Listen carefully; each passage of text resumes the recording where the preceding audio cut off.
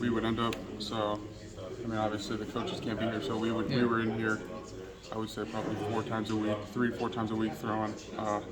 Whether it was early in the morning, late at night, just the little things like that, just to really talk about what would happen in certain coverages, or like if he was pressed off, just talking about every little possibility, so then I would know what would be going through his head, and also so he would know what was going through my head. Were there times you two were the only ones out there on the practice field? I mean, yeah, there's definitely times where it was just us two, but there was definitely a lot of times where it'd be me, X, Jalen, Daniel, Sean, Darren, Dimitri, and then even like Rocco would come. Like we just like all those other things. Get everyone, Greg, Jason, all those young kids, just so they can see the type of work ethic that it does take to be great. Did you ever take X up to the lake?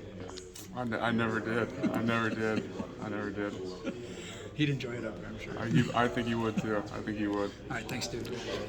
So I think you're fourth in the nation in completion percentage right now. Does that kind of speak to the aspects of your game, or what kind of goes into that start that you've had?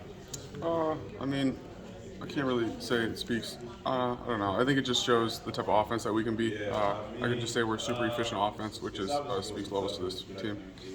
Obviously, 3-0 start as well. We've seen the struggles Iowa State's gone through in September. Much easier to put Brocktober into a name. Has anyone kind of looked at that with your name in September, and how big would a 4-0 start to that month be for you guys? I don't really look at, I guess you could say, nicknames like that. I'm just looking to each week at a time and hopefully win this game. I was more going into just the early start, and starting slow has been kind of a thing that is attributed with a Matt Campbell team for some reason. But fourth game here, how big is it to finish the month out undefeated? I would say it's huge. I mean, every game is a big game. So, I mean, just going in, going 4-0 would be big for this program. How do you unwind after a game? And do you find it hard to go to sleep? I would definitely say the night of a game is definitely hard to sleep. Yes, because you're thinking about everything. But how do I unwind? I would just say, to be honest, I just watch more football. I mean, after the game, I usually end up watching our game over again, just to rewatch it, and then after that, I usually end up watching some sort of college football game that's on that night. What have you seen out of Baylor so far? Yeah, I would say they're definitely a really good team, really fundamentally sound. They're super fast on defense. They do things really well. They're a well-coached team.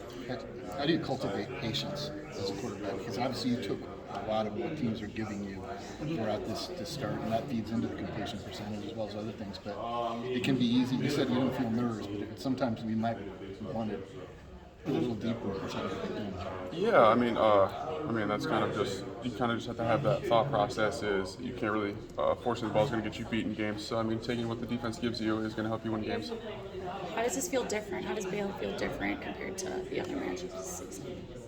I would definitely just say speed. I would say they're definitely one of the faster teams we face throughout the year. So I mean, just knowing that the windows will be tighter for passes, they'll fly around the field a little bit faster than normal. So I mean, just getting ready to prepare for that. How are you adjusting to that? Yeah, I mean, I would just say you can't really. It's kind of hard. I wouldn't say it's hard to adjust to, but it's really something you can't really prepare for. It's kind of just something you have to be ready for, I guess you could say.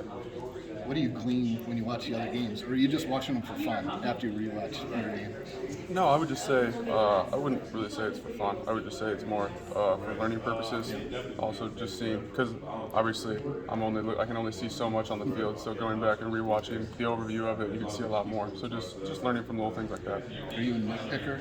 When you have a big game, do you focus on that one thing that, fumble or something? I mean, definitely. I would definitely say it's kind of hard to. I would like to say I'm a perfectionist, but football, you'll never have a perfect game. So I definitely nitpick at the little things I do wrong. Yes.